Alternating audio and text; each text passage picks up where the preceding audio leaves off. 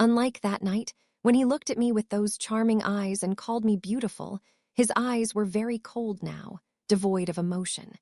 He didn't look like the man I'd wanted to spend an extra day with.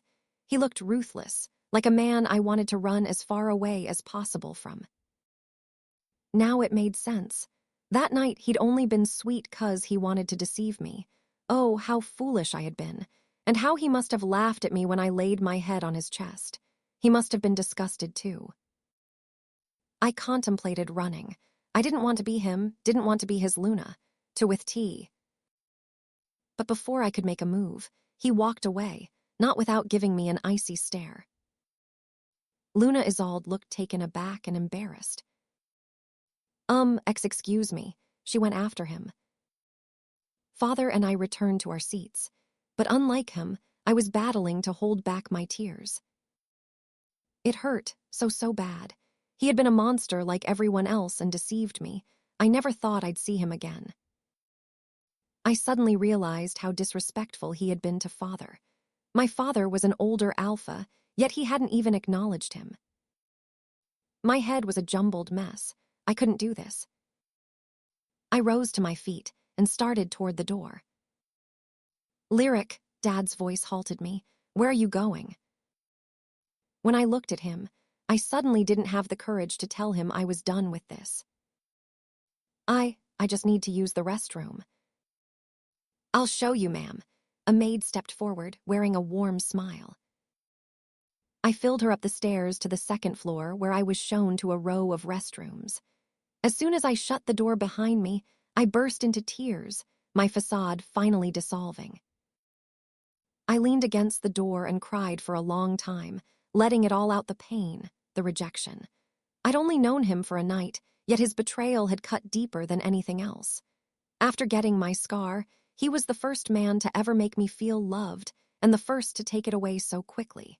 It'd have been better if he never said those words to me and made me think he was different. I had to put it behind me. It was a thing of the past now. I shouldn't let it bother me this much. When I was done getting the tears out, I wiped my face and left the room. The maid was gone. I was trying to find my way back to the ground floor when I heard tiny running footsteps and turned to see a little kid running toward me. My brows furrowed, and for a strange reason, there was a sharp ache in my heart. She couldn't be older than 4 or 5 years of age. She had familiar silver eyes, hair styled into a ponytail, and was the most beautiful kid I'd seen in a long time. But she looked sad as she ran toward me. She stopped in front of me, having to tilt her head back to stare into my face. "Auntie, can you help my brother?" I stared at her in amazement. "Your brother? Is he in trouble?" More to my surprise, she took one of my fingers and began pulling me toward the direction she had come from. Okay, this was odd. I didn't even know who she was or where she'd come from. But for her to come to me for help, her brother must need it. I'd be helping a little kid. As I followed her, I glanced down at the part where our hands were joined. Why did I feel so at case with her touching me? Why did she feel so familiar? What kind of trouble is your brother in, honey?" I asked. "A serious one." She sounded so sad. Now I was curious. We finally got to a door which she pushed open, and the moment I stepped into the room and saw what she had brought me in to see, my body froze. Lyric's POV. On the bed was a young boy, just about the girl's age, shaking profusely. It wasn't shivering kind of shake. He looked like someone that was in hell. His forehead was beaded with sweat, and his tiny hands were fisted around the sheets. I didn't think I'd seen a little child in so much pain before. "My goodness, what is wrong with him?" I asked, alarmed, as I ran to meet him in the bed. His eyes were tightly shut, small grunts of pain escaping his throat. "It happens to him often, but it's getting worse by the day. I don't know where Mummy went, and Daddy's busy. I can't go to him." Touching the boy's forehead, it was as hot as burning coal. I almost hissed. For the love of Selene, he was in a terrible state. A child like him didn't deserve to go through this. I should be finding a way to get him to his parents to take him to a doctor, but I think I might know what to do. I turned to the little girl to ask her something, only to discover she was crying. A part of my heart fractured. "Don't worry, honey, he'll be fine. I'll make him fine," I said, hoping that'll assure her. "I just need your help gathering some things." With her help, I was able to get a bowl of warm water from the bathroom and some napkins. I sat on the bed, lifted the boy's head onto my legs, and gently massaged his forehead with one of the napkins which I dipped into the bowl. I repeated the process for a while, the whole time, praying to the protectors of the moon to help him. By the time I finished with the napkin, he was a bit calm. I moved to massage the back of his head, a spot in particular. This should do the final trick. In a few minutes, the boy had stopped shaking and looked like he was in a simple nap. Being more calm, I was able to see how handsome he looked. His hair looked so lustrous and perfect that for a moment, I was tempted to tousle it. "He looks fine," the little girl said. "What's your name?" "Zyla," she blushed, amusing me. "That's a pretty name."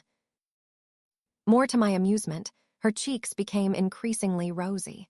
She was such a cute little girl. "Do your parents go to work? Is that why they aren't here?" I was curious to know why the boy was alone when he was clearly sick. "Mummy goes to work sometimes, but Daddy's here. My father is the alpha." It was like a cannon blast rang out in my skull. My fingers, which were still massaging the boy's head, instantly froze, my pulse quickening. I looked at the girl, wide-eyed. "Your father is Alpha Jaris." She nodded, wearing a smile like she was proud of it. My world came crumbling all over. No, this was not possible. Jaris had kids, and possibly a lover. It was not supposed to be a problem, but these kids looked like 5-year-olds. The exact time he had slept with me, right before he abandoned me in the morning.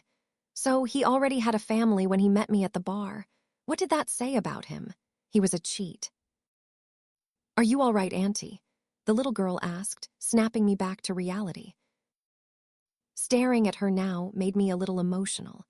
Of course, there had never been any hope for Jaris, and he already had a beautiful family to start with. "I'm fine, sweetheart." I managed a smile. I couldn't help but wonder who their mother was. She must have been prettier than I was 5 years ago. How could Jaris have left her for me? I wouldn't have had an issue with him abandoning me in the morning if he hadn't given me hope that night. He had called me beautiful and even asked for an extra day. But in the end, he was just like the others. This whole thing had been a mistake. The door suddenly opened, happening just in time to stop my stupid tears from spilling.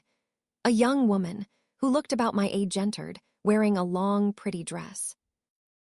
She froze at the door, her face contorting in a frown as she looked at me like I was a ghost. "Who are you?" Her voice when she spoke was smooth, hinting at a woman who had been privileged in life. The little boy was still asleep on my legs. I was afraid to wake him up with any slight movement. "Hi, I'm Lyric," I said with a small smile. Who was she? "I don't give a hoot about your name, lady. What the hell are you doing in here? And why are you holding my son?" It crashed over me like an unexpected wave, leaving me reeling for some seconds. Oh, wow. She was Jaris' lover. Of course, he must love her to have kids with her. As gently as possible, I lifted the little boy's head onto a pillow and stood. "Do I have to call the guards on you?" the lady asked, her tone not friendly one bit. Before I could respond, Zyla did. "I called her, Mummy. Xylon was having one of his crises and needed help. I was on my way to get help when I found her in the passage." The lady huffed. "So, you invite strangers into your room. Where did you learn that, Zyla?" There was something about the way the lady communicated with the kid that made me uncomfortable. Even the little girl slightly recoiled. Her gaze sharp, she turned back to me. "I think you're grown enough to know better than to listen to what kids say. It was wrong of you to have followed a little girl in here." "Okay, but I had to save a suffering child. Wasn't that worth it?" What was her problem? I thought she'd be appreciative or something. She rolled her eyes. It's not like you can do anything for him. I have been the one taking care of Xylon since his crisis began. Nobody has been able to help him other than me. But the auntie was able to help him, Mummy, the little girl said. And Xylon got better immediately. I'd never seen him recover so quickly. I watched surprise flicker through the lady's eyes. She looked at the boy on the bed again, and this time there was a certain recognition in her eyes, like she was just noticing he was indeed better. It must be mere luck, she cleared her throat. I'm sure she didn't have to do much. I was tempted to laugh. Mere luck. Did she have any idea the effort I had to put in? She stepped away from the door. Leave, now. For a spitting second, I wondered why Jaris wasn't making her his Luna. She looked beautiful and already had kids for him. I'm sorry I invaded your kid's privacy. The little boy just needed help, and I thought it'd be wrong to ignore him. Dipping my head, I left the room. Jaris's POV. I knew what would happen the moment I walked out on them. My mother was never one to let things go, especially not this. Although, for the first time, I wish she'd get off my back.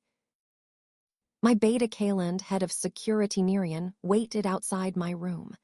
I was trying to take off my accessories when she entered, her eyes anything but pleased.